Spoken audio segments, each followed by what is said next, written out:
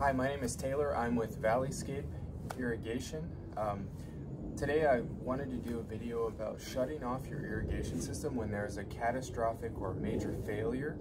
This is a really important thing to know, and also a main reason why I get a lot of phone calls to our company. So I'm going to go over the three main places that you would look for a valve to shut down the irrigation system, and I'm going to try to make this as concise as possible.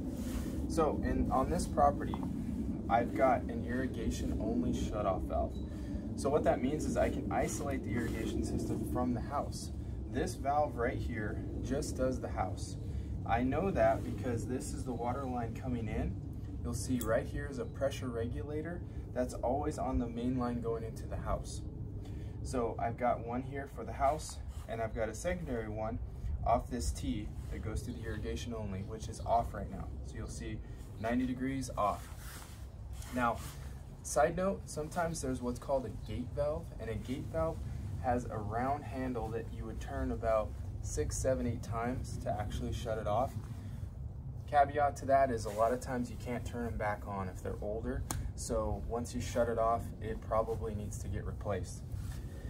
Reason I know, or you can know too, that you have an irrigation only shutoff valve is there's going to be a T. When you see a T on a main line coming up like this, water line to the house, you know one goes to the irrigation system, one goes to the house. Okay, so that's here.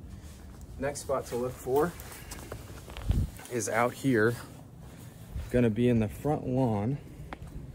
So usually within about 6 feet of the water meter, which is the box I have open, that's the water meter box, there will be a green box, plastic, with a lid on it that says irrigation control valve. If you have one of those, awesome. Pull that open, close it off, turn it if it's one of those gate valves like we talked about. That typically will keep the irrigation off, but not the house water off. Last thing, if you can't get it off any other way, come to the meter box. You can pry the lid open with a shovel or a screwdriver if you need to. This valve right here will shut the whole property off. Most of the times these valves work. If they're really old, they may not turn. They may be hard to turn either way, so try that first.